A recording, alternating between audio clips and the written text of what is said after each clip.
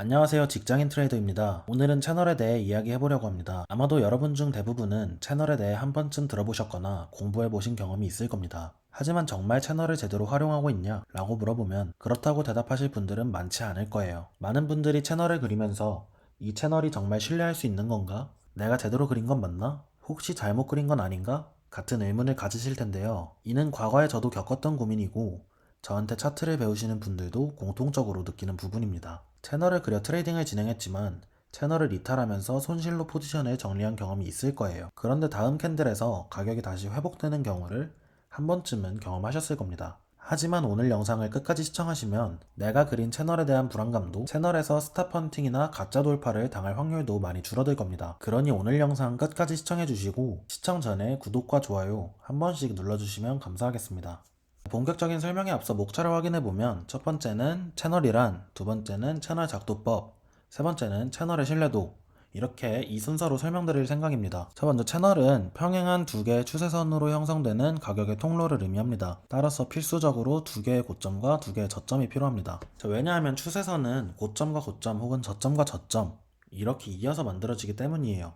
저희 추세선 지난 시간에 배울 때 범위 추세선으로 그리는 방법에 대해서 소개를 해드렸는데 이번에 채널 역시 범위 추세선 두 개로 형성되는 채널을 설명드릴 예정입니다. 자, 우선 채널은 채널의 방향에 따라 상승, 하락 채널로 나눌 수 있으며 세 개의 선으로 구성되어 있어 상단, 하단, 중단 모두 지지 저항의 기능을 합니다. 채널을 이탈할 경우 이탈된 방향으로 가격이 움직일 가능성이 높습니다. 예를 들어 채널을 하방으로 이탈할 경우 하방으로의 가격 움직임이 이어질 가능성이 높습니다. 사진을 보면 상단, 중단, 하단 이렇게 세 개의 선으로 구성이 되어 있고요. 이 각각의 선들은 보시는 것처럼 지지 혹은 저항의 역할을 수행합니다. 다음으로 채널 작도하는 방법에 대해서 알아볼 건데요. 이 부분이 사실 가장 중요하다고 말씀드릴 수 있겠습니다.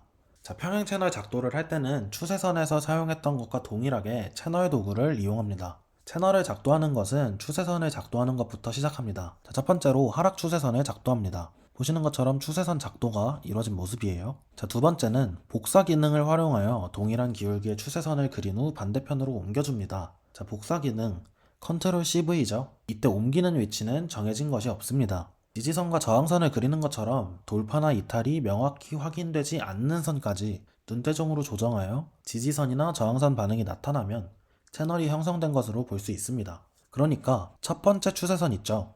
첫 번째 추세선만 정확하게 그려낸 다음 이거를 복사해서 아래쪽에 대응하는 곳까지 이동을 시키면 되는 거예요. 지지선, 저항선 그릴 때 저희가 큰 힘 들이지 않고 바로바로 선을 그렸잖아요. 그거랑 동일하게 그냥 눈대중으로 비슷한 위치에다가 갖다가 붙여 넣으면 된다 이 말입니다. 다만 이 경우에 돌파나 이탈 확인되지 않아야 돼요. 보시면 꼬리로는 지금 이탈을 했지만 몸통으로 돌파되지 않았죠. 이런 선까지 먼저 옮겨 놓는 겁니다. 자, 세 번째, 이후 새로운 패러렐 채널을 추세선의 상단, 하단 맞추어 범위를 그려주고 중앙선에서의 반응을 확인합니다. 자, 사진을 확인하겠습니다. 보시는 것처럼 패러렐 채널 하나를 더 그려주는 거예요. 위쪽 추세선의 하단 추세선의 상단에 맞추어서 패러렐 채널을 그려주고 중단에서의 반응을 확인하는 거예요. 자, 보시면 중단에서 꼬리를 이렇게 형성하는 모습을 볼 수가 있죠. 이런 식으로 저항이나 지지가 명확하게 확인이 되는 모습을 확인할 수 있습니다. 중앙선에서의 지지 및 저항 반응이 효과적으로 나타난다면 해당 채널은 유효한 채널일 가능성이 높습니다. 그 다음 채널의 신뢰도에 대해서 말씀을 드리려고 하는데요. 채널의 신뢰도를 확인하는 방법은 다음과 같습니다. 첫 번째, 리테스트. 채널이 형성된 후 채널의 상단과 하단을 많이 리테스트 할수록 채널의 신뢰도가 높아집니다.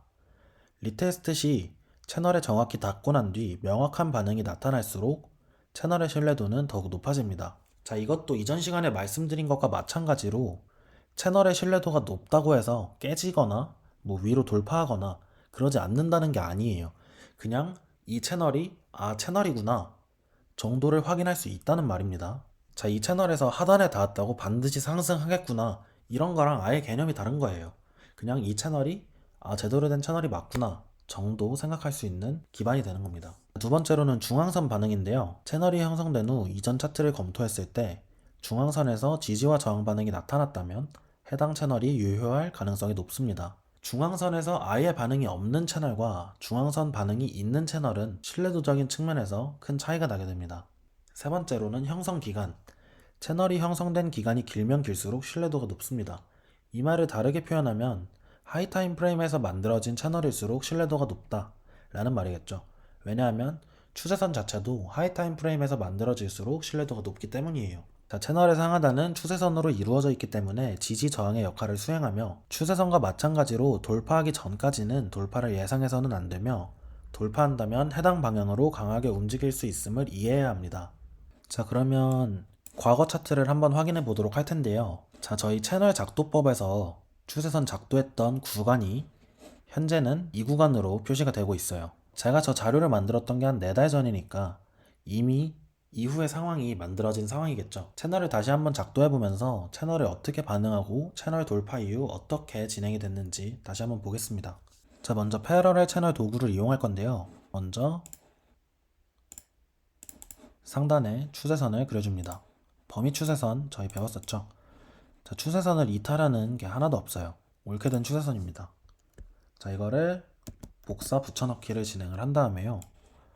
아래 대충 눈대중으로 때려 맞춰요. 아래 눈대중으로 이렇게 대충 때려 맞추면 몸통으로 이탈된 부분이 하나도 없죠.